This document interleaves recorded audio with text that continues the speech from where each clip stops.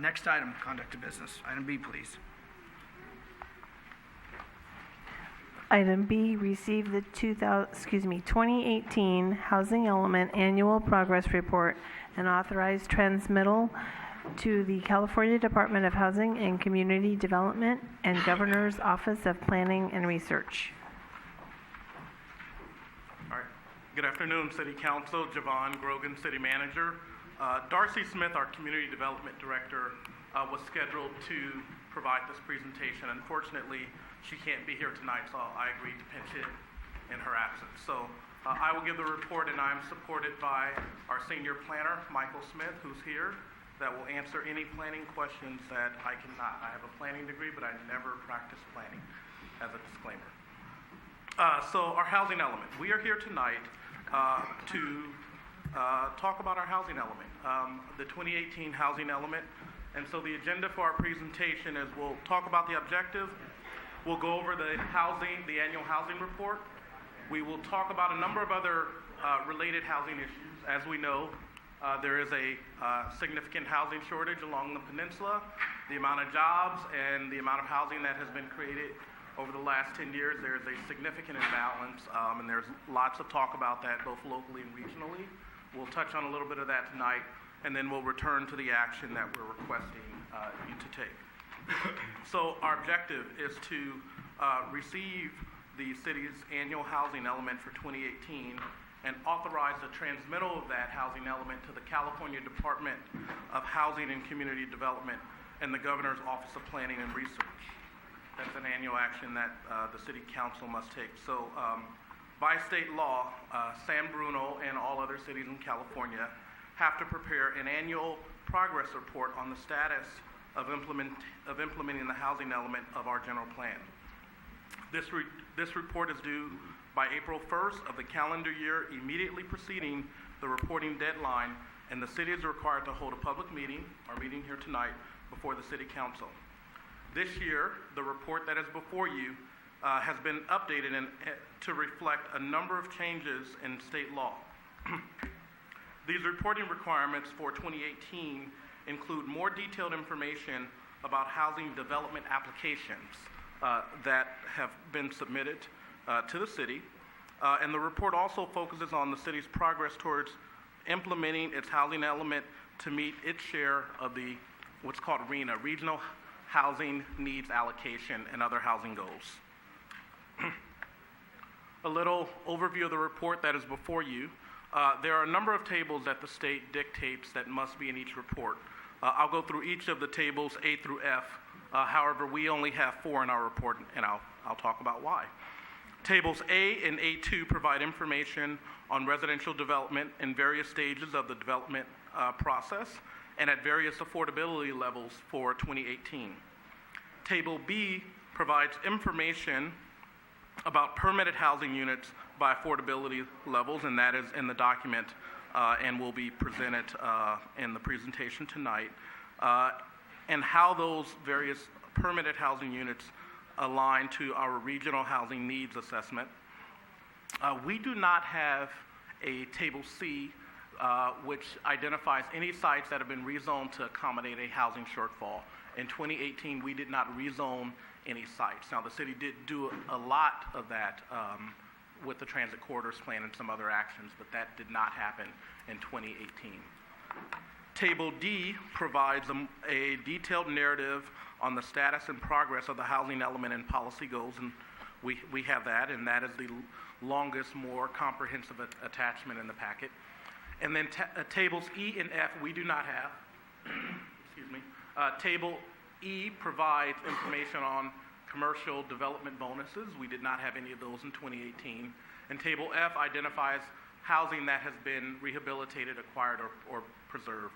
And there was none of that recorded activity in 2018. So now let's talk about our goals. And so we wanted to provide you 2018, but we also went back a few years. And so the table that is before you shows the city's progress in issuing building permits. I should be clear, this is building permits. This is not actually how this is constructed. So we have our RHNA goals, our regional housing needs goals, by various income levels, very low, low, moderate, and above moderate. San Bruno's allocation is 1,155. So how have we made progress on that number since 2015? Well, in 2015, I won't go through the various income levels. There were 11 building permits issued. In 2016, 87. In 2017, there were 15. In 2018, there were only 6. And I say only 6 because I'll talk a little bit about that. But our total to date is only 119 units. And so we still have 1,036 units to meet our regional housing needs allocation. That is significant. We are in the middle of a housing crisis. What I will say is that while the number of permits that we have issued thus far are only 119, we do have a number of projects in various stages of the entitlement process that will potentially be put before the council for approval. Some of them actually have been approved. Others are going through the entitlement process. Those will total 702 units. And I'll step through a number of those right now.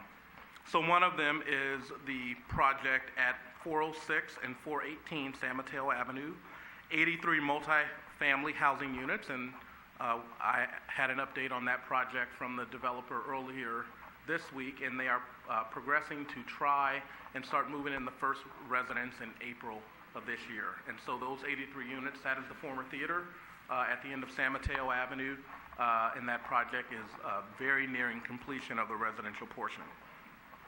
The next are the Skyline College's residential projects, a total of 70 units. 30 of those are single-family homes, 40 of those are single-family homes, but another 30 are multifamily rental homes, workforce housing for people that work at Skyline College and the San Mateo County Community College system. There's 111 San Bruno Ave, almost directly across the street from the Caltrain station that was recently approved, 62 multifamily condominium units. And then projects that are in the pipeline for entitlement, 500 Sylvain Avenue, 9 multifamily units. The Mills Park Center, which includes 425 multifamily housing units, plus a ground level commercial space. Another project at 271 El Camino, that it would be 24 multifamily rental housing units that could also be for sale. They want to do a condo map as well.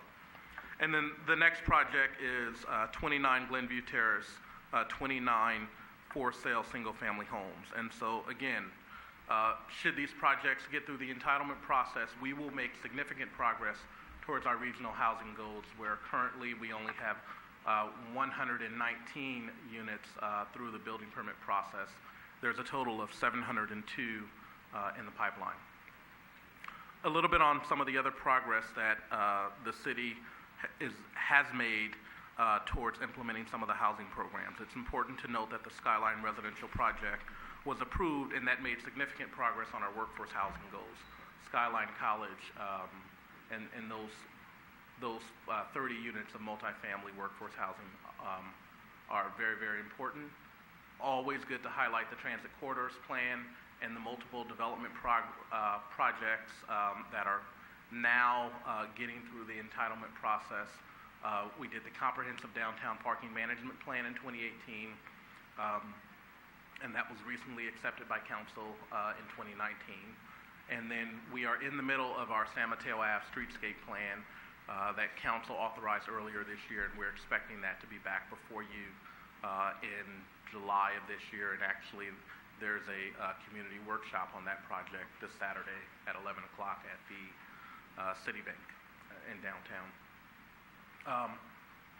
A number of mixed-use housing opportunities, again, 111 San Bruno Ave and Mills Park, significant units. And then also want to highlight the zoning code update. So one of the program goals are, because we are in a housing crisis, what is the city doing to essentially make housing occur? And it's important to note that there are currently 132 housing units underway where the city actually made a change to make those units happen. And that's the Plaza and 111 San Bruno Avenue. Both of those were planned developments. Both of those entitlements required some waivers of existing codes in order to get the housing. And so it's important when we report to the state to let the state know that San Bruno is doing its fair share in working with projects to get them entitled. Other things that we are doing, of course, affordable housing is big and a very needed issue. We currently have $3.8 million in affordable housing funds, and that will increase as these other projects proceed through the entitlement process and building permit process, when they will have to pay into the affordable housing fund if they do not provide the units on site. In addition, what's not mentioned in this report is the city's commercial linkage fee, which is around $17 per square foot of commercial, mainly in our case office, that will pay into the Affordable Housing Trust Fund. And so we anticipate that balance to grow, and we'll be developing projects to utilize those funds. We're continuing to monitor compliance with 325 affordable units at the crossings, and that is an ongoing program. The city has also modified regulations to encourage affordable housing, and the biggest thing that we highlight in the plan was the transit corridors plan, and what that did to intensify density around our transit centers, thus providing greater affordability. And then the various support that the city does for affordable housing organizations. We fund annually financial assistance for home sharing and emergency shelters. Other housing updates that are going on. So there are a number of things that actually restrict affordable housing or housing generation and affordable housing in San Bruno. One of those is the airport and the airport noise constraints. And so we wanted to note that. We also wanted to note some of the constraints by Ordinance 1284, but again, in the plan, we highlight the Transit Corridors Plan, which amended significant portions of downtown El Camino, areas by BART and Caltrain, to again provide more density. And the various projects will provide additional funding for affordable housing. Important news on state laws. So the 2018 legislative session did not have significant housing bills affecting San Bruno. One of the most significant housing bills did not apply, and that was the bill around BART stations and intensification of land use around BART. There was a clause in that law that was passed where it did not apply to areas in the BART system where there is not a representative on the BART board. And so that law did not apply to BART stations in San Mateo County because San Mateo County does not have a representative on the BART board.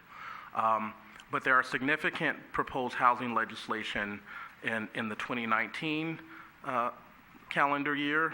And so the council and the public should know that both staff and the city council are monitoring those bills closely.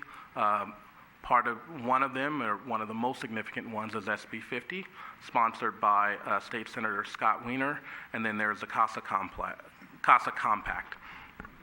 It is important to note that myself and the mayor attended a roundtable that State Senator Jerry Hill hosted with all city managers and mayors in San Mateo County and some in Santa Clara County that include his district, and really provided rich feedback and comment on the potential impacts of SB 50 in San Bruno.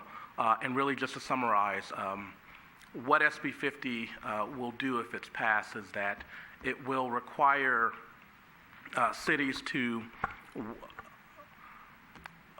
follow a state standard for housing density around rail stations. It would apply to us for the Caltrain within a quarter mile and a half a mile of Caltrain. It may also apply along the bus route along El Camino. The current reading of the current version that came out on March 11th says that El Camino may not apply, but we are closely monitoring that. But that increased density and the taking away of local control is hugely significant to us, and we have been and want to be very active on that front. Some of our concerns is that SB 50 will strip away local control with respect to parking and building height. SB 50 may erode local ability to obtain design changes and community benefits to mitigate some of the impacts of new housing development. One of the things that I will say is I think on a number of the projects that are in the pipeline, San Bruno has been successful in working with developers on some of the potential challenges that may be posed by that development, and SB 50 may take that away, largely due to parking. And so we are aware, and I know Councilmember Irene O'Connell, who sits on the Legislative Committee for CCAG, is closely monitoring SB 50 as well in the CASA Compact and has met with Scott Wiener. And so just returning to tonight's action, we would like you to receive the report, which you have done, and authorize the transmittal of that report to the California Department of Housing and Community Development and the Governor's Office of Planning and Research. We are here to take any questions. Any questions for staff? Excuse me. It was such a thorough report, I didn't have any questions. Yeah, please, Marty. So, looking at page 2 of 7 on the staff report, so everybody can follow. Basically, we're making progress on above moderate income levels, but the very low incomes of the remaining, is it 500 or so? I'm sorry, I had the number written down. 417 units that remain, with 358 of them need to be very low income. And what happens if we don't meet that mark, but we make it in a different income level? I mean, what's the consequence of us not meeting that number? The consequences are unknown. This is a planning requirement. One of the things that cities are oftentimes articulate to the state is that we don't develop housing for the most part. We really entitle. And so if the housing is not built, it's not always the city's fault. We do not have the resources to invest hundreds of millions of dollars to which a single project may take. And so we have the responsibility to plan for it. When a developer purchases or has a piece of property, help them through the entitlement process and vet the various regulatory issues that abound with the project. And so if a city does not meet their RENA numbers, the consequence from the state right now is unknown. I think there are a number of things that have been talked about by Governor Gavin Newsom, but those are not law right now. A follow-up inquiry would be, we can't put any new housing underneath the airport's path. Is how flexible, what will we do to pursue to do that? Getting in some kind of waiver, or at what level of change would that be required to make? So there is a process for a project to apply for housing within the airport noise contour. That requires going to the Airport Land Use Commission and potentially an action by the City Council to override a decision if the Land Use Commission does not agree. But again, we would need that project to come forward, and the developer would take it through the process, and then there are 2 decision-making bodies at least, and there may be a 3rd. Through the chair, can I make a comment on that? There was, as a member of the airport land use, there was a project brought forward for South San Francisco that was in a direct flight path of the planes taken off, and it definitely got turned down. I mean, it's in a commercial area, never any homes, so, you know, in an area where we have existing properties and you're going to rebuild or redo, it's a little bit more something that you have an easier chance of getting approved, but to add new housing where housing doesn't exist is probably more challenging. Other questions, Mark? Okay. Anybody else? Oh, anybody from the public who wanted to speak on this item? I do have one comment, and that is that, I mean, this is really good information, and I was so disappointed to see, you know, 3/4 of the room leave, because this is really a lot about, you know, projects that come forward to us, and, you know, I mean, nobody wants to see, you know, 5-story buildings along El Camino Real in a neighborhood that we live in that didn't have that before. But as you drive down El Camino, whether it's in, you know, Redwood City or San Carlos, you go into South City, we need to build housing. Jobs are coming, housing needs to come with it. So I don't know what your thought is, and I don't need an answer, but how do we get some sort of version of this report out to the public that's simpler and maybe a 2-page document or something like that? Or will there be anything in the newsletter that goes around to the community? Just a thought.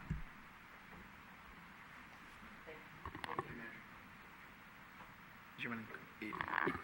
Yeah, you have I think that's a nothing great right now, but- suggestion, and we can look at including this in one of the newsletters. Good. All right.